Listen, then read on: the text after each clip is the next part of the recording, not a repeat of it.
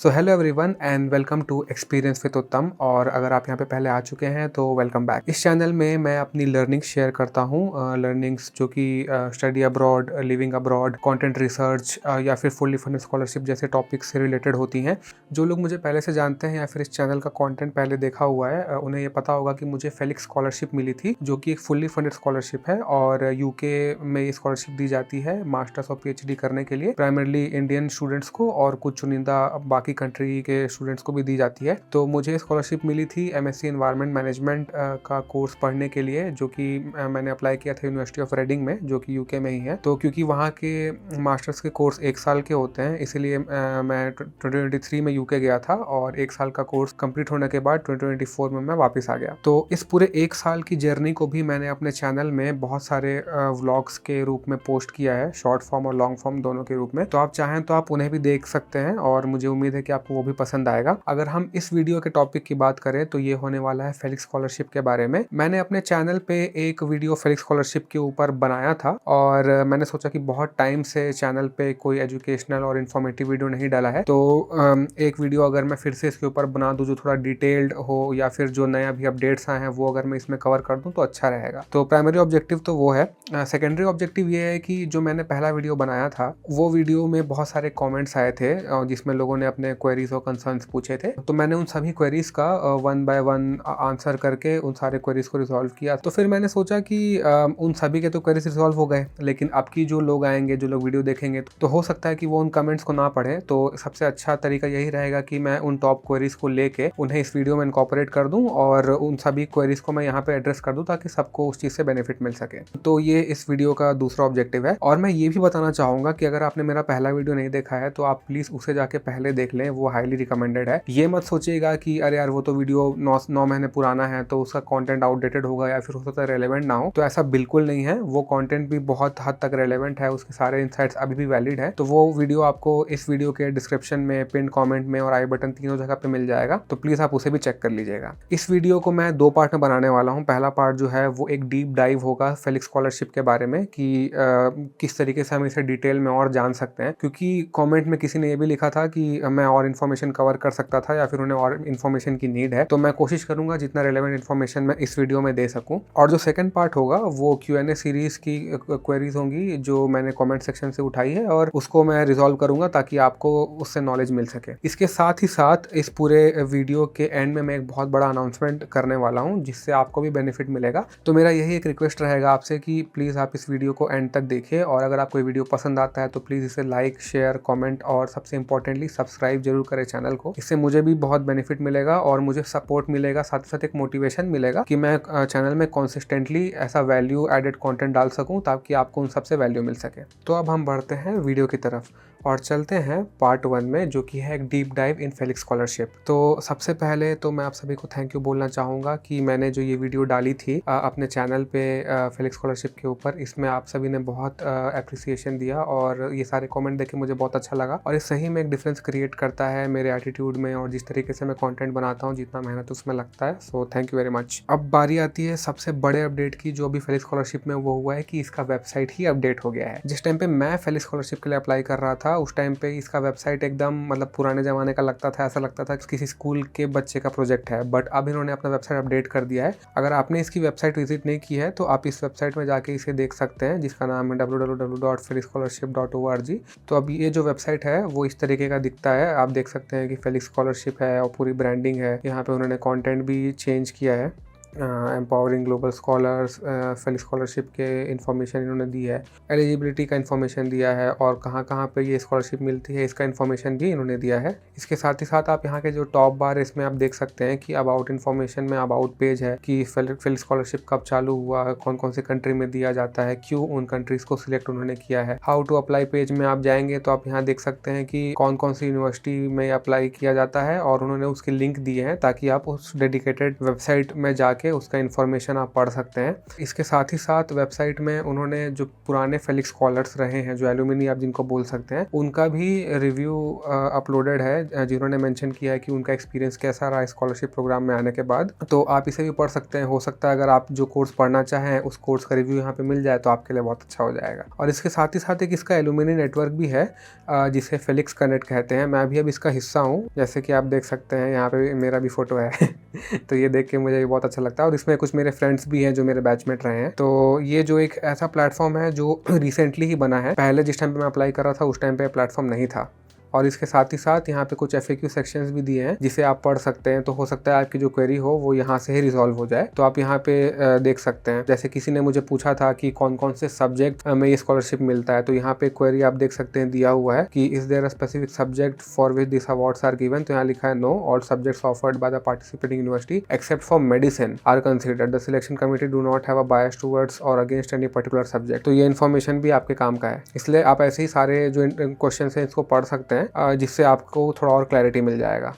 तो ये एक बहुत बड़ा अपडेट था फेलिक्स स्कॉलरशिप के लिए मेरे हिसाब से तो, और बहुत अच्छा काम किया उन्होंने इस प्लेटफॉर्म को अपडेट करके। तो इसी के साथ ये कुछ स्लाइड्स है जो मैंने ऐड की थी, जो मुझे लगा कि वेबसाइट में जो इन्फॉर्मेशन ज़रूरी है। इन्होंने अपने ऑब्जेक्टिव में भी बताया है कि ये जो अपॉर्चुनिटी है ये सिर्फ पढ़ाई के लिए ही नहीं बल्कि एक कल्चर को भी एक्सपीरियंस करने का मौका देती है, तो वो भी इसके ऑब्जेक्टिव का हिस्सा है। और इसके साथ ही साथ ये जो अपॉर्चुनिटी है ये प्राइमरली इसलिए डिज़ाइंड है, या फिर इसका एम यही है कि जो भी कैंडिडेट इंडिया से या अपनी कंट्री से यूके पढ़ने आते हैं स्कॉलरशिप में, वो यहाँ से जो सीख के जाएंगे वो अपने देश वापस लेके जाएंगे ताकि उनके कंट्री के डेवलपमेंट में वो कंट्रीब्यूशन कर सके। तो ये एक बहुत ही इंपॉर्टेंट एलिमेंट है जिसका आपको ध्यान रखना चाहिए, और इस चीज़ का जो इंपॉर्टेंस है ये मैंने अपने पिछले वीडियो में बताया था। और वेबसाइट में उन्होंने ये भी मेंशन किया है कि 3 यूनिवर्सिटीज़ हैं जहाँ पे स्कॉलरशिप दिया जाता है। पहला तो है यूनिवर्सिटी ऑफ ऑक्सफोर्ड, दूसरा यूनिवर्सिटी ऑफ रेडिंग जहाँ मैं पढ़ने गया था, और तीसरा है SOS लंदन।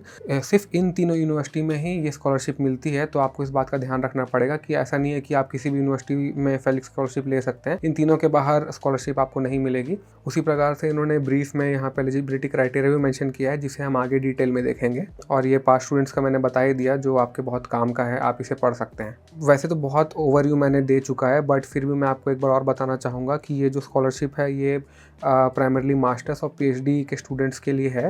ये 3 यूनिवर्सिटी में दिया जाता है। अब बारी आती है कि ये जो स्कॉलरशिप है ये क्या क्या कवर करता है। तो इस स्कॉलरशिप में आपका ट्यूशन फीस कवर होता है, आपकी मंथली लिविंग एक्सपेंसेस कवर होती है, और आपको एक रिटर्न फ्लाइट का टिकट मिलता है। इसके अलावा जो जाने के फ्लाइट का टिकट होता है और जो वीज़ा एक्सपेंस होते हैं ये आपको खुद बियर करने होते हैं। मैंने अपने चैनल में एक वीडियो और बनाया था, इवन फेलिक्स स्कॉलरशिप के भी पहले बनाया था, जिसमें मैंने अपने एक्सपेंसेस बताए थे कि मुझे अप्लाई करने से लेके यूके जाने तक कितना खर्चा हुआ है। उस वीडियो में मैंने बताया था कि मेरा लगभग 3 से 3.5 लाख के आसपास का खर्चा हुआ था। और ये इन्फॉर्मेशन मैंने इसलिए दी थी ताकि जो लोगों को मिथ रहता है कि अरे फुली फंडेड है मतलब बिल्कुल पैसा नहीं लगेगा, तो ऐसा नहीं होता है। आपको कुछ जो एक्सपेंसेस हैं उनका ध्यान रखना पड़ेगा, और वो फंड अगर आप पहले से इकट्ठा करके रखेंगे तभी आप एप्लीकेशन सक्सेसफुली कर पाएंगे। वरना ऐसा भी हो सकता है कि आप अप्लाई करना स्टार्ट कर रहे हैं, उसके बाद आपको एक्सपेंसेस का पता चल रहा है, तो फिर आपका मनी मैनेजमेंट या फाइनेंसेस अरेंज करने में आपको दिक्कत हो सकती है। इसलिए ये वाला पॉइंट बहुत इंपॉर्टेंट है जिसका आपको ध्यान रखना चाहिए। जो लिविंग एक्सपेंसेस हैं उसमें आपका फूड, क्लोथिंग,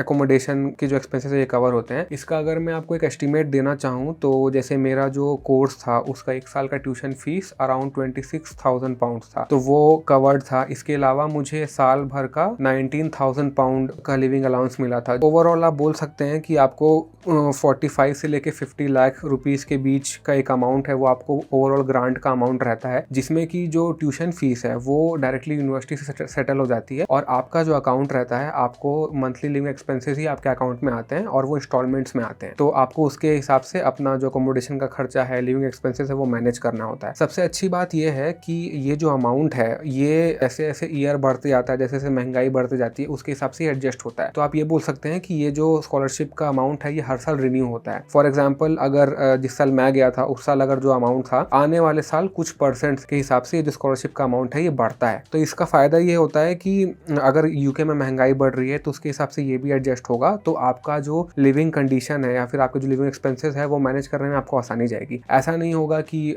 महंगाई बढ़ रही है, स्कॉलरशिप का ग्रांट कम है तो फिर आपको मैनेज करने में दिक्कत जा रहा है। तो उस मामले में आप निश्चिंत रह सकते हैं क्योंकि ग्रांट का अमाउंट अच्छा रहता है जिससे आप अच्छी तरीके से अपना टाइम स्पेंड कर सकते हैं। हाँ, ये नहीं बोलूंगा कि आपका एकदम लाविश लाइफस्टाइल रहेगा कि हाँ पैसा यहाँ उड़ा रहे हैं, पैसा वहाँ उड़ा रहे हैं, वो आप नहीं कर पाओगे, लेकिन एक अच्छा डिसेंट लाइफस्टाइल आप मैनेज कर पाओगे। आपको पार्ट टाइम जॉब करने का नीड नहीं पड़ेगा, आप चाहो तो कर सकते हो क्योंकि ये जो स्कॉलरशिप है ये अलाउ करता है, जिसके बारे में मैं आपको आगे बताऊंगा। बट आपको उसकी एकदम डेस्परेट नीड नहीं रहेगी कि अरे मैं पैसा कैसे लाऊं या फिर मुझे फंड्स की दिक्कत हो रही है। तो ये तो हो गए एक्सपेंसेस की बात। ये जो स्कॉलरशिप है ये स्कॉलरशिप अराउंड 5 से 6 कैंडिडेट्स को दी जाती है पर यूनिवर्सिटी। तो आप बोल सकते हैं कि 20 अवार्ड्स, 20 फेलिक्स स्कॉलर्स को दी जाती है पर ईयर, इंडिया और बाकी सारे कंट्रीज मिला के। ये जो नंबर है इसका जो डिस्ट्रीब्यूशन है मे बी वो थोड़ा बहुत इधर उधर हो सकता है depending on the type of candidate that they received और उनका क्या रिस्पॉन्स रहा है। बट 20 स्कॉलर्स का जो नंबर है वो कांस्टेंट रहता है हर साल। इसके बाद जो सबसे इंपॉर्टेंट पॉइंट है जिसकी तरफ हम आते हैं वो एक कंडीशन है, क्योंकि ये फुल्ली फंडेड स्कॉलरशिप है तो इस स्कॉलरशिप में आपको जैसे ही आपका कोर्स खत्म होगा आपको घर वापस आना पड़ेगा।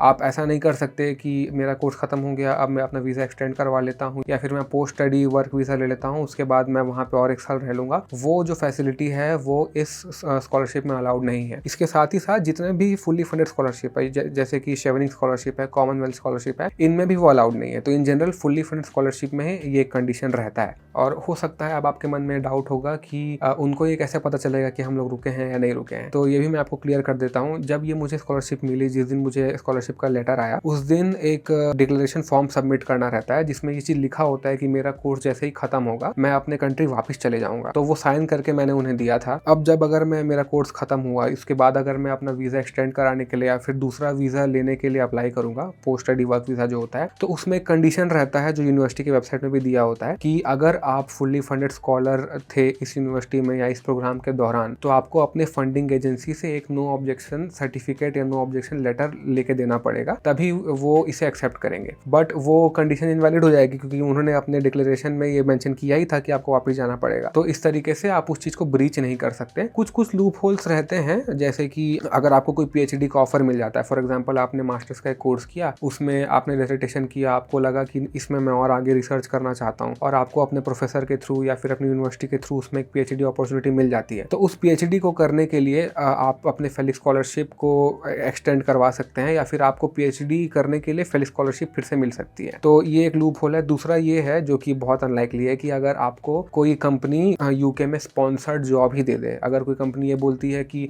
यूके में आपके वीजा का खर्चा हम उठाएंगे, तो फिर फेलिक्स ऑर्गेनाइजेशन को उससे कोई दिक्कत नहीं होगी और उस कंडीशन में आप वहाँ पे रह सकते हैं। तो इस चीज़ का आपको ध्यान रखना चाहिए कि अगर आप अप्लाई कर रहे हैं यूके में पढ़ने जाने के लिए और आपका मन है कि आप आगे जॉब अपॉर्चुनिटीज भी एक्सप्लोर करें, तो उस कंडीशन में ये जो स्कॉलरशिप है या कोई भी फुली फंडेड स्कॉलरशिप आपके लिए सेंस नहीं बनाएगा। बट यहाँ पे एक और चीज़ ये है कि ऐसा नहीं है कि आप यूके जा ही नहीं सकते। मेरे स्कॉलरशिप में एक कंडीशन था कि जैसे ही मेरा कोर्स खत्म होगा मैं अपने कंट्री वापस चले जाऊंगा और मैं 3 साल के लिए मुझे अपने कंट्री में काम करना पड़ेगा। तो जैसे ही 3 साल होंगे उसके बाद तो मैं जा ही सकता हूँ। दूसरा चीज़ ये कि मैं किसी और कंट्री में अप्लाई कर सकता हूँ। फॉर एग्जाम्पल अगर मुझे यूरोप में, यूएस में, कनाडा में, ऑस्ट्रेलिया में किसी कंट्री में अगर अप्लाई करना है तो वहाँ पे फेलिक्स स्कॉलरशिप का कोई रूल रेगुलेशन तो है नहीं, तो वहाँ अप्लाई करने से मेरे को कोई रोक नहीं सकता। इसके अलावा आप ऐसा भी नहीं है कि आप यूके जा ही नहीं सकते। आप यूके जैसे टूरिस्ट वीज़ा होता है उस वीज़ा पे तो आप जा ही सकते हैं। तो ये इन्फॉर्मेशन आपको ध्यान में रखना चाहिए ताकि आपका जो ऑब्जेक्टिव हो, आपका जो विजन हो, इस मामले में क्लियर हो। फाइनेंसेस से रिलेटेड मैं एक और चीज़ आपको ये भी बताना चाहूँगा कि ये जो आपको ग्रांट का अमाउंट है ये आपको मिलेगा यूके जाने के बाद, और ये जो पूरा अमाउंट है ये एक बार में नहीं आएगा, ये 4 इंस्टॉलमेंट में आपको आएगा। और एक और कैच ये है कि ये जो अमाउंट है ये आपके यूके बैंक अकाउंट में आएगा। तो जब आप इंडिया से यूके जाएंगे तो सबसे पहला काम जो आपको करना है वो ये है कि वहाँ जाके आपको यूके बैंक अकाउंट खुलवाना पड़ेगा। फिर उस बैंक अकाउंट की डिटेल को आपको स्कॉलरशिप एजेंसी को भेजना पड़ेगा। फिर वो इन्फॉर्मेशन कंफर्म करने के बाद जो स्कॉलरशिप एजेंसी है वो आई थिंक अक्टूबर में पहला ग्रांट रिलीज करती है। इसका मतलब ये है कि आपके पास पर्सनली 1 महीने का फंड अवेलेबल होना चाहिए ताकि आप जब इंडिया से यूके जाएंगे तो 1 महीना आप अपने खर्चे में रह ले और उसके बाद अक्टूबर में जब आपका फंड आ जाएगा तब तो आप उसके थ्रू अपना मैनेजमेंट सारा कर सकते हैं। ये इन्फॉर्मेशन भी मैंने अपने एक्सपेंस वाले वीडियो में मेंशन किया था। तो चलिए अब आगे बढ़ते हैं एलिजिबिलिटी इन्फॉर्मेशन की तरफ। तो फेलिक्स स्कॉलरशिप के लिए सबसे पहला और इम्पोर्टेंट एलिजिबिलिटी क्राइटेरिया या फिर रिक्वायरमेंट आप बोल लीजिए वो ये है कि आपको इन तीनों यूनिवर्सिटी में से एटलीस्ट किसी एक यूनिवर्सिटी का ऑफर लेटर आपको लगेगा। यूके की यूनिवर्सिटी में 2 टाइप के ऑफर लेटर्स होते हैं, एक अनकंडीशनल ऑफर लेटर होता है, एक कंडीशनल ऑफर लेटर होता है। अनकंडीशनल का मतलब आप समझ सकते हैं कि मतलब उसमें कोई कंडीशन नहीं है, वो यूनिवर्सिटी आपको पूरी तरीके से वेलकम कर रही है। कंडीशनल ऑफर का मतलब ये होता है कि आपको एडमिशन तो यूनिवर्सिटी देने के लिए रेडी हो गई है, लेकिन उन्होंने कोई कंडीशन रखा है, मे बी कोई डॉक्यूमेंट का होगा या फिर कोई इन्फॉर्मेशन का होगा जो आपको यूनिवर्सिटी को देना पड़ेगा। तो वो इन्फॉर्मेशन जब आप उनको देंगे तो वो कंडीशनल ऑफर लेटर है वो अनकंडीशनल ऑफर लेटर में कन्वर्ट होगा। तो अगर अनकंडीशनल नहीं सही बट कंडीशनल ऑफर लेटर तो आपको चाहिए ही चाहिए, ताकि आप अपना एप्लीकेशन शुरू कर सकें। फिर आप उनको मेल करके ये बता सकते हैं कि अच्छा मुझे कंडीशनल ऑफर लेटर मिला था, जो क्राइटेरिया मुझे फुलफिल करने के लिए कहा गया था वो क्राइटेरिया मैंने फुलफिल कर दी, और अब मेरा ये जो ऑफर लेटर है ये अनकंडीशनल ऑफर लेटर में कन्वर्ट होने वाला है। उस तरीके से आप उस पर्टिकुलर एरिया को मैनेज कर सकते हैं। बट आपको ऑफर लेटर तो लगेगा ही, बिना यूनिवर्सिटी के ऑफर लेटर के आप स्कॉलरशिप के लिए अवेल नहीं कर सकते या फिर आप इसमें अप्लाई नहीं कर सकते। सेकंड पॉइंट जो मैंने मेंशन किया है, ये मैं ऑलरेडी वीडियो में 2-3 बार बता चुका हूँ कि एकेडमिकली गिफ्टेड लोगों के लिए है, और अंडर प्रिविलेज स्टूडेंट्स है जिनके पास फाइनेंशियल क्रंच रहता है या फिर जो फाइनेंशियली उतने स्टेबल नहीं है कि अपना एजुकेशन यूके में खुद से कर सकें स्टडी लोन या किसी फॉर्म पे, तो उनको ही ये वाला जो स्कॉलरशिप है ये टारगेट करता है। थर्ड पॉइंट में मैं आपको ये बताना चाहूंगा कि जो फेलिक्स स्कॉलरशिप है वो एक मेरिट बेस्ड स्कॉलरशिप है और इसमें कोई रिजिड इनकम रेंज नहीं है। अब ये पॉइंट मेंशन करने का रीजन ये है कि जैसे हम इंडिया में रहते हैं तो इंडिया में कई बार जो स्कॉलरशिप होता है वो इनकम रेंज के हिसाब से मिलती है, तो जो फेलिक्स स्कॉलरशिप है इसमें ऐसा कोई कंडीशन नहीं है। हाँ, बाकी मैं ये बता सकता हूँ कि जो फेलिक्स स्कॉलरशिप का एप्लीकेशन होता है उसमें ये पॉइंट मेंशन रहता है, जिसमें क्वेश्चन रहेगा जिसमें वो आपसे पूछते हैं कि कितना पर्सनल फंड आपके पास है अपने एजुकेशन के लिए, तो वो इन्फॉर्मेशन हमें वहाँ मेंशन करने के लिए कहा जाता है। बट ऐसा कोई कंडीशन नहीं है कि अगर आपका इनकम इस ब्रैकेट से बाहर जा रहा है तो आप स्कॉलरशिप का अप्लाई नहीं कर सकते। तो जो ये इन्फॉर्मेशन है ये आप अपने दिमाग में रख सकते हैं। तो अब हम अपने लास्ट पॉइंट पे आते हैं जो है एप्लीकेशन फीस के बारे में। तो फेलिक्स स्कॉलरशिप के एप्लीकेशन में कोई भी एप्लीकेशन फीस नहीं लगता है। यूके में जब आप किसी यूनिवर्सिटी में अप्लाई करते हैं तब आपको एप्लीकेशन फीस लग सकता है, बट स्कॉलरशिप के प्रोसेस में, स्कॉलरशिप के एप्लीकेशन में आपको एप्लीकेशन फीस नहीं लगेगा। जैसे मैंने यूनिवर्सिटी ऑफ रीडिंग में अप्लाई किया था तो यूनिवर्सिटी ऑफ रीडिंग में कोई एप्लीकेशन फीस नहीं था। यूनिवर्सिटी ऑफ ऑक्सफोर्ड में जब मैं अपना एडमिशन के लिए एप्लीकेशन दे रहा था तो उसमें मुझे एप्लीकेशन फीस लगी थी, और मैंने अभी इंटरनेट में चेक किया तो मुझे पता चला कि एसओएस लंदन के भी यूनिवर्सिटी में अगर आप एडमिशन लेना चाहते हैं तो उसके एप्लीकेशन के प्रोसेस में एडमिशन फीस लगता है। तो एडमिशन के प्रोसेस में एप्लीकेशन फीस आपको लग सकता है depending on the university you are targeting, but scholarship के एप्लीकेशन में आपको एप्लीकेशन फीस नहीं लगेगा। तो ये कुछ इंपॉर्टेंट पॉइंट्स थे जो एलिजिबिलिटी इन्फॉर्मेशन में मैं कवर करना चाहता था। इसके बाद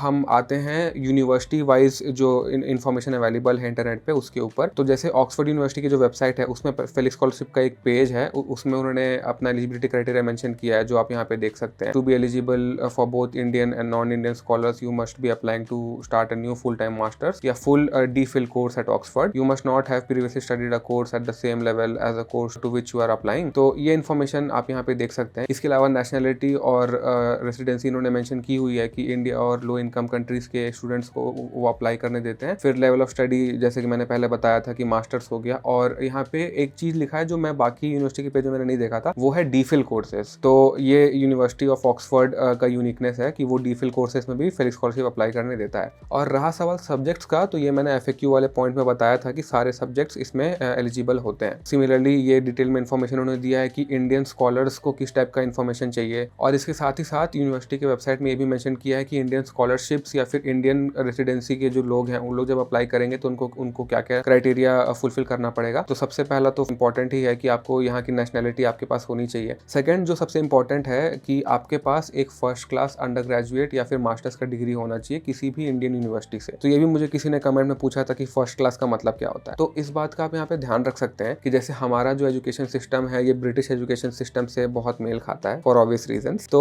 इसलिए फर्स्ट क्लास का जो हमारे यहाँ डेफिनेशन है वो वहाँ पे भी डेफिनेशन है, जिसका मतलब ये है कि अबव 70%। तो आपका अंडर ग्रेजुएट में आपका जो फाइनल रिजल्ट है या आपके पूरी डिग्री का जो टोटल मार्क्स है वो 70% या उससे ऊपर है। सिमिलरली अगर मास्टर्स में 70% या उससे ऊपर है तो आप डेफिनेटली इस स्कॉलरशिप के लिए एलिजिबल है। इसके अलावा एक बहुत इंपॉर्टेंट पॉइंट इसमें यह मेंशन किया है कि आपके पास पहले से कोई ऐसी डिग्री नहीं होनी चाहिए जिसके लिए आप इंडिया से बाहर गए थे पढ़ने के लिए। और यहाँ पे उन्होंने ये भी मेंशन किया है कि this rule does not apply to study undertaken whilst in receipt of a Felix scholarship. ये पॉइंट मैंने पहले बताया था कि अगर आप मास्टर्स करने के लिए आपको फेलिक्स स्कॉलरशिप मिली, उसके बाद अगर आप PhD करने के लिए फेलिक्स स्कॉलरशिप अप्लाई करना चाहते हैं तो वो आपको मिल सकती है। तो फेलिक्स स्कॉलरशिप इस चीज को यहाँ पे अलाउ करता है। और लास्ट पॉइंट जो कि मैंने पहले ही बताया कि you are expected to return to India after completion of your studies. और सिमिलरली ये जो इन्फॉर्मेशन है ये नॉन इंडियन स्कॉलरशिप स्टूडेंट्स के लिए है। लेट्स से अगर कोई पाकिस्तान से है, बांग्लादेश से है या और किसी कंट्री से है जो अगर इस वीडियो को देख रहे हैं तो आपको ये वाला क्राइटेरिया फुलफिल करना पड़ेगा, तो ये आपको रिफर कर लेना चाहिए। इसके बाद हम आते हैं SOS लंदन यूनिवर्सिटी का जो फेलिक्स स्कॉलरशिप का पेज है उसके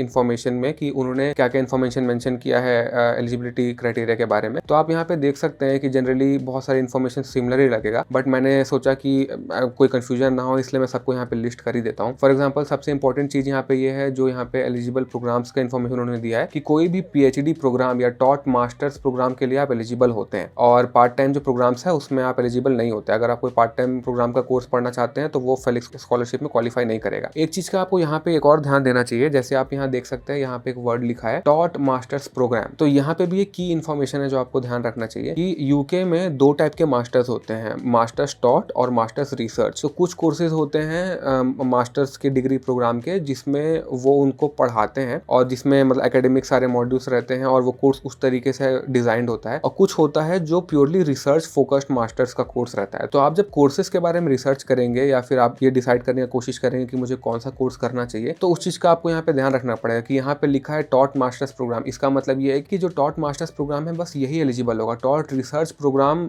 जो होगा मास्टर्स लेवल का वो यहाँ पे एलिजिबल नहीं होगा। तो ये इन्फॉर्मेशन भी आपके लिए इंपॉर्टेंट है। इसके बाद अगर हम कैंडिडेट क्राइटेरिया के बारे में देखें तो इसमें भी उन्होंने वही लिखा है कि must be Indian national, not currently living और studying outside India, must not have previously studied for 1 year और मोर आउटसाइड इंडिया। तो आप यहाँ पे फर्स्ट लाइन में देख सकते हैं कि ये तो लिखा है कि must be Indian nationals, but एक और चीज लिखा है कि नॉट करेंटली लिविंग और स्टडिंग आउटसाइड ऑफ इंडिया। मतलब अगर मान के चलिए कि आपके पास इंडियन सिटीजनशिप तो है लेकिन आप इंडिया से कहीं बाहर रहते हैं, लेट्स से दुबई में और किसी कंट्री में, तो भी आप स्कॉलरशिप में अप्लाई नहीं कर सकते। तो इस चीज का भी आपको ध्यान रखना पड़ेगा। और बाकी जो सेकंड पॉइंट है वो तो सिमिलर ही है कि must not have previously studied for 1 year और मोर आउटसाइड इंडिया। और थर्ड पॉइंट में इन्होंने बहुत क्लियरली मेंशन किया है उस पॉइंट को जिसको ऑक्सफोर्ड वाले पेज में उतना क्लियरली नहीं लिखा था कि Felix masters alumni who have obtained a distinction at masters में apply for a PhD scholarship. तो ये अब मेरे ख्याल से आपको क्लियर हो गया होगा। इसके अलावा सेम इन्होंने भी यहाँ मेंशन किया है कि एटलीस्ट फर्स्ट क्लास का बैचलर्स डिग्री या फिर मास्टर्स डिग्री आपको चाहिए रहेगा। और यहाँ पे एक और इन्फॉर्मेशन दिया है जो ऑक्सफोर्ड की वेबसाइट में नहीं था। Exceptionally those with an upper second class degree at bachelors level may be considered for a PhD if they hold a first class degree at a masters level. और ये information भी मुझे अच्छा लगा। इसका रीजन ये है कि मुझे बहुत सारे लोगों ने कॉन्टैक्ट किया था जिन्होंने बोला कि उनका बैचलर्स में उतना अच्छा परफॉर्मेंस नहीं रहा है और हो सकता है अपर सेकेंड क्लास या बोल लीजिए 60 से 69% के बीच में उनका बना। तो बहुत कंडीशन में लोग डिमोटिवेट हो जाते हैं कि अरे मेरा तो रिजल्ट बिगड़ गया, मैं स्कॉलरशिप के लिए अप्लाई नहीं कर पाऊंगा।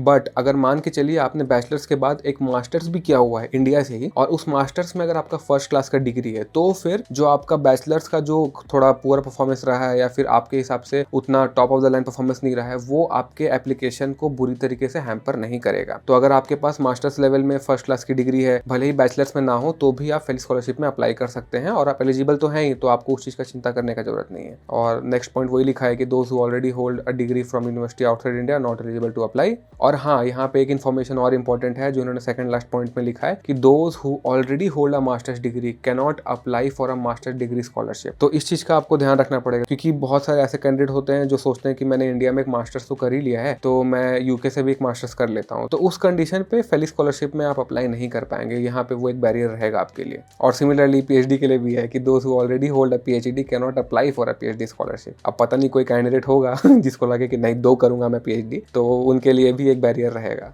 और ऐसे ही फर्दर इन्फॉर्मेशन दिया है कैंडिडेट क्राइटेरिया में। और इसमें भी आप देख सकते हैं कि एक और पॉइंट लिखा है those who have already taken up a scholarship to pursue PhD studies at an Indian university are not eligible for a Felix scholarship. जो मैंने पहले बताया कि अगर आपने इंडिया में PhD की है और हो सकता है उस PhD को करने के लिए भी आपको स्कॉलरशिप मिली है, तो आप फेलिक्स स्कॉलरशिप के लिए अप्लाई नहीं कर सकते दूसरी PhD के लिए।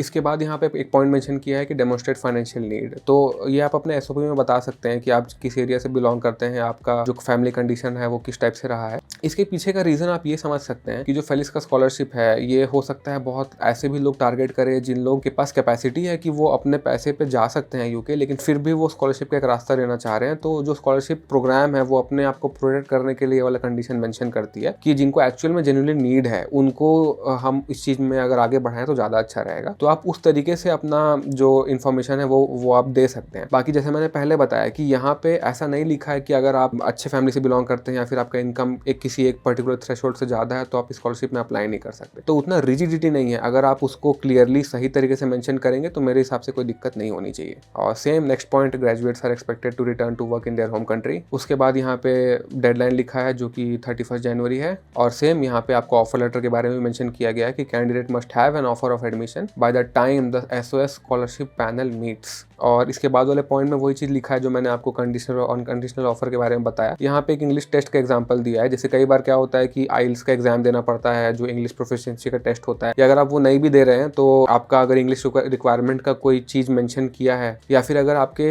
कंडीशनल ऑफर में या एप्लीकेशन जब रिसीव होता है यूनिवर्सिटी में, अगर उन्होंने कोई पॉइंट मेंशन किया है कि आपका इंग्लिश का असेसमेंट फिर से होना चाहिए, तो उसका जो इन्फॉर्मेशन है या फिर जो टेस्ट का रिजल्ट है वो आपको यूनिवर्सिटी को प्रोवाइड करना पड़ेगा। तब जो आपका कंडीशनल ऑफर है वो अनकंडीशनल में कन्वर्ट होगा और फिर आप इस एलिजिबिलिटी क्राइटेरिया के लिए क्वालिफाई कर पाएंगे। और एक और बहुत इंपॉर्टेंट इन्फॉर्मेशन यहाँ पे दिया है जो कि है लास्ट पॉइंट। इसमें लिखा है कि please note this scholarship does not cover funding pre sessionals. इसके बारे में आप इस तरीके से समझ सकते हैं कि आप कोई एक कोर्स पढ़ना चाहते हैं किसी एक यूनिवर्सिटी में, आपने वहाँ पे अप्लाई भी कर दिया, बट जो यूनिवर्सिटी है उन्होंने आपको ये बोलकर रिस्पॉन्ड किया कि हमने आपका प्रोफाइल रिव्यू कर लिया है, बट आपके प्रोफाइल में या फिर आपके कैपेसिटी में एक गैप आ रहा है जिसको आपको एड्रेस करना पड़ेगा ताकि आप उस कोर्स के लेवल तक आ सकें। उसके लिए कई बार यूनिवर्सिटी आपको फाउंडेशनल कोर्सेज या फिर प्री सेशनल कोर्सेज करने के लिए आपको एडवाइस करती है। ये एडवाइस क्या मतलब, वो तो कंपलसरी कर देती है कि आपको वो करना ही पड़ेगा तभी आप एलिजिबल होंगे। तो अगर उसको करने के लिए अगर आपको यूके पहले जाना पड़ रहा है तो उसके लिए अगर आपको कोई एक्सपेंस यूनिवर्सिटी बियर करने बोल रही है, लेट से कोई कोर्स का फीस है या फिर और कोई फीस है, तो वो फेलिक्स स्कॉलरशिप कवर नहीं करेगा, वो आपको अपने एंड से देना पड़ेगा। तो ये हो गया SOS लंदन के इन्फॉर्मेशन। अब हम चलते हैं यूनिवर्सिटी ऑफ रीडिंग के जो फेलिक्स स्कॉलरशिप का पेज है उसमें क्या क्या मेंशन किया है, चलिए वो देखते हैं। तो यहाँ पे भी इन्होंने मेंशन किया है कि to be eligible for all the Felix scholarship offered you must be applying to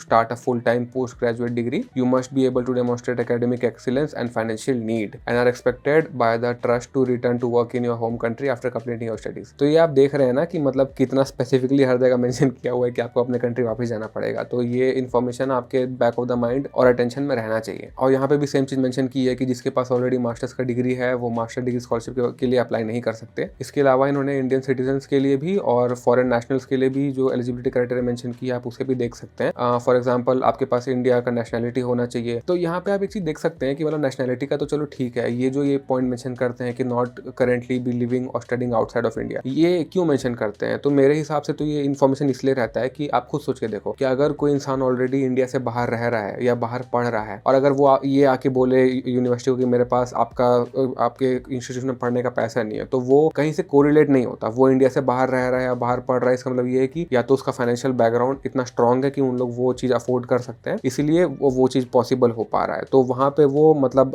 opposite and में जाता है, वहाँ पे वो कॉन्फ्लिक्ट करता है, इसलिए वो इस चीज़ को अलाउ नहीं करते। और SOS की तरह ही यहाँ पे इन्होंने मेंशन किया है कि you must not have previously studied for 1 year और more outside India unless you are a Felix alumnus. तो अगर आप फेलिक्स लेके आप मास्टर्स करने गए हैं तो फेलिक्स लेके आप PhD कर सकते हैं, यहाँ पे इस चीज़ का अलाउंस रहता है। और सेम इन्फॉर्मेशन है फर्स्ट क्लास बैचलर डिग्री के बारे में। और लास्ट पॉइंट भी सेम है जो हमने बाकी दो वेबसाइट में देखा था कि you must not hold a degree from university outside of India. इसके अलावा जो नॉन इंडियन कंट्री से हैं उन लोग अपना एलिजिबिलिटी क्राइटेरिया का इन्फॉर्मेशन भी देख सकते हैं, जहाँ पे उन्होंने बैचलर डिग्री के बारे में बताया है और होम कंट्री से आपके बाहर का डिग्री आपके पास नहीं होना चाहिए। तो ये वो इन्फॉर्मेशन आप उसके लिए रिफर कर सकते हैं। तो ये तो हो गई एलिजिबिलिटी इन्फॉर्मेशन की बात। अब हम चलते हैं आगे और बढ़ते हैं एप्लीकेशन फॉर्म और प्रोसेस के बारे में। तो क्योंकि ये स्कॉलरशिप 3 यूनिवर्सिटी में दिया जाता है तो इसके एप्लीकेशन के जो प्रोसेस है वो हल्का हल्का वेरी करता है और ये चीज फेलिक्स ने अपने वेबसाइट में मेंशन की है। फॉर एग्जांपल ऑक्सफोर्ड यूनिवर्सिटी के लिए ये इन्फॉर्मेशन मेंशन किया है कि candidate for the Felix scholarship at Oxford should note there is no separate application process in order to be considered you must submit your application for graduate study by the relevant January deadline for your course detail can be found. इसका मतलब ये है कि अगर आप Oxford university में पढ़ने के लिए आपने अप्लाई किया, आपको वहां से ऑफर लेटर मिल गया, तो आप ऑटोमेटिकली ही फेलिक्स स्कॉलरशिप के फर्स्ट राउंड के लिए क्वालिफाई हो जाते हैं। जैसे मेरा एक फ्रेंड है जो ऑक्सफोर्ड यूनिवर्सिटी में पढ़ रहा है, तो उसने मुझे ये बात बताई थी कि क्योंकि उसके पास ऑक्सफोर्ड यूनिवर्सिटी का ऑफर लेटर आ गया तो उसे डायरेक्टली इंटरव्यू का कॉल आया था। क्योंकि फेलिक्स स्कॉलरशिप जो होता है उसके 3 स्टेज होते हैं, जिसमें पहले में आप अपना एप्लीकेशन सबमिट करते हैं, सेकंड में अगर आप शॉर्टलिस्ट होते हैं तो फिर आपको इंटरव्यू का कॉल आता है और जब आप इंटरव्यू देते हैं उसके बाद अगर आप सिलेक्ट होते हैं तो आपको स्कॉलरशिप मिल जाता है। बट अगर आपको ऑक्सफोर्ड यूनिवर्सिटी से पढ़ने का ऑफर लेटर मिला है तो आप डायरेक्टली इंटरव्यू राउंड के लिए क्वालिफाई करते हैं और आपको फेलिक्स स्कॉलरशिप की जो एजेंसी है उसकी तरफ से अप्रोच किया जाता है। बट जो बाकी 2 यूनिवर्सिटीज है, यूनिवर्सिटी ऑफ रीडिंग और SOS लंदन, वहां पे आपको एक एप्लीकेशन फॉर्म सबमिट करने का नीड पड़ता है। जैसे कि यहाँ पे मेंशन किया है रीडिंग यूनिवर्सिटी 3 के बारे में कि candidate for the Felix scholarship at Reading should not complete the Felix application form initially, instead they should follow the application procedure. Same चीज यहाँ पे एसओएस लंदन के बारे में भी फेलिक्स स्कॉलरशिप ने मेंशन किया हुआ है। तो चलिए आगे हम लोग उसे देखते हैं। सबसे पहले हम आते हैं यूनिवर्सिटी ऑफ रेडिंग के बारे में। तो इनका जो फेलिक्स स्कॉलरशिप का पेज है उसमें एप्लीकेशन फॉर्म के बारे में इन्होंने ये मेंशन किया है। लेट्स से अगर हम इस साल का एग्जांपल लेते हैं 2025 और 2026 के बारे में, तो only those candidate who have been accepted for admission will be considered for short listing. ये तो एकदम क्लियर है कि जिन लोग को एक्सेप्ट कर लिया गया है, जिनको ऑफर लेटर मिल गया है, वो ही स्कॉलरशिप में एलिजिबल होंगे। You can apply online for a master's of PhD website. Short listing by all 3 universities will take place in March and April. When you have an offer of admission then you will be able to complete the scholarship application form which is available. तो जैसे अगर हम example लें कि 2025 और 2026 के applicants अगर कोई होंगे, तो आप ये मान के चलिए कि उन एप्लीकेंट्स ने अपना जो प्रोसेस है वो 1 साल पहले चालू किया होगा। इन्होंने अपना जो एप्लीकेशन सबमिट किया होगा यूनिवर्सिटी को, वो 2 से 3 महीने पहले किया होगा। मतलब कि अगस्त 2024 से लेके मे बी अक्टूबर 2024 के बीच में उन्होंने अपना एप्लीकेशन सबमिट किया होगा। तो उस दौरान मतलब लगभग 2 से 3 महीने के अंदर फिर यूनिवर्सिटी ने जितना टाइम लिया, उन्होंने कैंडिडेट्स को अपना ऑफर लेटर दिया। फिर एक टाइम ऐसा आता है जिसमें यूनिवर्सिटी की जो वेबसाइट है, जैसे यहाँ पे लिखा है me@reding पोर्टल, तो वो उस वेबसाइट में फेलिक्स स्कॉलरशिप का एप्लीकेशन ओपन हो जाता है। और ये मेरे ख्याल से नवंबर दिसंबर के टाइम पे ओपन होता है और ये खुला रहता है 31 जनवरी तक। तो इसका मतलब ये है कि फेलिक्स स्कॉलरशिप का एप्लीकेशन सबमिट करने की डेडलाइन 30 या 31 जनवरी 2025 को होगी। बट ये जो पोर्टल आई थिंक 1 या 2 महीने पहले खुला होगा, तो उसके लिए आपको यूनिवर्सिटी की वेबसाइट आपको चेक करनी पड़ेगी। अगर मैं अपना पर्सनल एक्सपीरियंस यहाँ पे बताऊं, तो मुझे जहाँ तक याद आ रहा है कि मैंने अपना जो एप्लीकेशन था वो अगस्त 2022 के आसपास सबमिट कर दिया था, अगस्त या सितंबर तक। तो मुझे फिर विद इन 1.5 मंथ तक मेरे को अपना ऑफर लेटर मिल गया था। फिर मैंने ये नोटिस किया कि मुझे यूनिवर्सिटी ऑफ रेडिंग की तरफ से एक मेल आया कि फेलिक्स स्कॉलरशिप का पोर्टल ओपन हो गया, तो आप उसे भर सकते हैं। यहाँ पे मैं ये भी चीज बताना चाहूंगा कि जब मैं यूनिवर्सिटी ऑफ रेडिंग में अपना एप्लीकेशन फॉर्म भर रहा था, तो उस एप्लीकेशन फॉर्म में कोई एक ऐसा सेगमेंट आता है जहाँ पे लिखा रहता है कि do you want to apply for financial aid और do you want to apply for a scholarship. तो वहाँ पे आपको ध्यान रख के येस में टिक करना है, ताकि यूनिवर्सिटी को पता चले कि आपको फाइनेंशियल एड की रिक्वायरमेंट है। जब वहाँ पे मेंशन करेंगे तो आप शायद तक यूनिवर्सिटी के मेल लिस्ट में आ जाते हैं, तो यूनिवर्सिटी आपको मेल के थ्रू कॉन्टैक्ट करती है। और वही मेरे साथ भी हुआ, क्योंकि मैंने वो चीज वहाँ मेंशन की थी। तो जैसे ही यहाँ पे पोर्टल खुला, मेरे पास मैसेज आ गया कि फेलिक्स स्कॉलरशिप का पोर्टल खुल गया है, आप यहाँ पे अपना एप्लीकेशन डाल दो। तो मैंने अपना एप्लीकेशन समवेयर जनवरी 10-12 के आसपास सबमिट कर दिया था। तो उस इन्फॉर्मेशन के अकॉर्डिंग मैंने अपना एप्लीकेशन पे काम करके उसे जनवरी में डेडलाइन के पहले सबमिट कर दिया था। तो यूनिवर्सिटी ऑफ रेडिंग का जो फेलिक्स स्कॉलरशिप का एप्लीकेशन का प्रोसेस है वो मेरे इन्फॉर्मेशन में कुछ इस प्रकार का था, और यूनिवर्सिटी की वेबसाइट में भी जो इन्फॉर्मेशन मेंशन किया है वो मैंने आपको दिखा दिया। अब हम चलते हैं एसओएस लंदन के यूनिवर्सिटी के फेलिक्स स्कॉलरशिप की जो वेबसाइट है उसके ऊपर। तो यहाँ पे भी इन्होंने मेंशन किया है कि जो एप्लीकेशन की जो डेडलाइन है वो 31 जनवरी को है। यहाँ पे सबसे पहले आपको अपना मास्टर्स या फिर रिसर्च की डिग्री के लिए अप्लाई करना पड़ेगा। और यहाँ पे उन्होंने मेंशन किया है कि applicants must have submitted a complete admission by the scholarship application deadline. The panel will be considering your scholarship application together with your online application for admission. Please note that complete application for admission can take up to 4 weeks to be considered by the department. Although this duration can vary depending on the time of the year, you should be prepared to wait up to 6 weeks in busy period. अब ये जो point है ना, इसका आपको ध्यान रखना पड़ेगा, क्योंकि जैसे मैंने बताया कि अगर आप 2025 में जाने वाले हैं तो आपको अपना प्रोसेस जो है वो लगभग 6 महीने, या फिर मेरे केस में तो मैंने साल भर पहले अपना प्रोसेस स्टार्ट किया था। तो क्योंकि ये एप्लीकेशन फॉर्म सबमिट होता है अगस्त सितंबर या फिर टेक्निकली आप बोल लीजिए ईयर एंड के पास, तो उस टाइम पे जनरली वेकेशन होने वाले रहते हैं यूके में। तो उस टाइम पे कई बार क्या होता है कि अगर आपका डिसीजन आपको वेकेशन के पहले मिल गया तब तो कोई दिक्कत नहीं रहेगा। अगर वो वेकेशन के पास मिलता है या फिर उस टाइम पे अगर जो वैलिडेटर है या फिर जो डिपार्टमेंट या यूनिवर्सिटी के लोग अगर वो छुट्टी पे हैं तो कई बार उसके कारण जो यूनिवर्सिटी से एडमिशन के बारे में जो इन्फॉर्मेशन मिलने में डिले होता है। तो इसके कारण इन्होंने ये चीज मेंशन की हुई है। तो ये तो स्टेप 1 इन्होंने मेंशन किया है। स्टेप 2 में इन्होंने सेम इन्फॉर्मेशन दी है कि 31 जनवरी आपका डेडलाइन है, और यहाँ पे ही इन्होंने लिंक दिया हुआ है online Felix scholarship application form का। तो आप इस वेबसाइट पे चेक कर सकते हैं रेगुलरली कि अच्छा ये वाला एप्लीकेशन का जो लिंक है ये ओपन हो रहा है कि नहीं हो रहा है। अगर ओपन हो रहा है मतलब पोर्टल खुल चुका है, आप अपना एप्लीकेशन का फॉर्म डाल सकते हैं। और यहाँ पे जो इन्फॉर्मेशन दी है ये यूनिवर्सिटी ऑफ रेडिंग में नहीं लिखा था कि पहला तो ये चीज है कि आपको अपना एडमिशन का जो एप्लीकेशन है वो आपको पहले भेजना पड़ेगा। जो स्कॉलरशिप की जो कमिटी है, एजेंसी, उसके पास वो एप्लीकेशन आपका पहले से होना चाहिए। और जो 31 जनवरी है ये आपके फेलिक्स स्कॉलरशिप की डेडलाइन है। यहाँ पे जो एक चीज इन्होंने मेंशन ये की है जो मैंने उस वेबसाइट में नहीं देखा था कि वो इस दोनों एप्लीकेशन को साथ में स्टडी करने वाले हैं या साथ में रिव्यू करने वाले हैं। तो इसका मतलब ये है कि इस प्रोसेस में थोड़ा सा टाइम लग सकता है। इस चीज का भी आप ध्यान रखेंगे तो ठीक रहेगा। तो ये तो हो गया एप्लीकेशन फॉर्म और प्रोसेस के बारे में। अब हम आगे चलते हैं इंफॉर्मेशन जो है एप्लीकेशन डेडलाइंस और टाइमलाइन से रिलेटेड। तो एक तो चीज बहुत क्लियर है कि 31 जनवरी लगभग सारे वेबसाइट्स में मेंशन है कि ये डेडलाइन है। मेरा तो आपसे यही एडवाइस रहेगा कि आप अपना पूरा जो प्रोसेस है वो आप लगभग 1 साल पहले कीजिए। मान के चलिए अगर आपको मास्टर्स का प्रोग्राम पढ़ने के लिए जाना है, लेट्स से सितंबर 2027 ले लेते हैं, तो सितंबर 2027 में जाने के लिए आप ये मान के चलिए कि आपका तैयारी आपको सितंबर 2026 से ही चालू करना पड़ेगा। जैसे अगर मैं अपना एक्सपीरियंस बताना चाहूँ तो मैं जून 2022 में ग्रेजुएट हुआ था, मेरा बैचलर्स का डिग्री खत्म हुआ था। फिर मैंने 1 महीने में अपना पूरा रिसर्च किया और आई थिंक जुलाई या अगस्त के बीच में मैंने अपना आइल्स का तैयारी किया, आइल्स का एग्जाम दे दिया। अगस्त में मेरा रिजल्ट आ गया आइल्स के एग्जाम का। उसी बीच में मैंने अपना सारा डॉक्यूमेंट वगैरह इकट्ठा करके, जिस टाइम पे सारे पोर्टल्स खुलते जा रहे थे, मैंने अपना उस टाइम पे एप्लीकेशन डाल दिया। फिर जैसे कि मैंने बताया कि ईयर एंड के आसपास मुझे ऑफर लेटर मिला था और जैसे फिर पोर्टल खुला एप्लीकेशन का फेलिक्स का, तो वो मैंने अप्लाई कर दिया। और ये इन्फॉर्मेशन इसलिए भी जरूरी है जो मैंने यहाँ पे थर्ड पॉइंट पे मेंशन किया है कि Felix only applies to September intake. UK में जो यूनिवर्सिटीज हैं वो 2 टाइम पे इनटेक लेती है, 2 टाइम पे एडमिशन लेती है। एक होता है जनवरी इनटेक, एक होता है सितंबर इनटेक। तो जनवरी इनटेक में जो कोर्सेज चलती है यूनिवर्सिटीज में, उस कोर्सेज में फेलिक्स स्कॉलरशिप एलिजिबल नहीं है। सिर्फ जो सितंबर में जो कोर्सेज होते हैं, जिस सितंबर में जिस कोर्सेज में एडमिशन होता है, आप सिर्फ उनमें अप्लाई कर सकते हैं। जैसे फॉर एग्जाम्पल अभी चल रहा है जून 2025।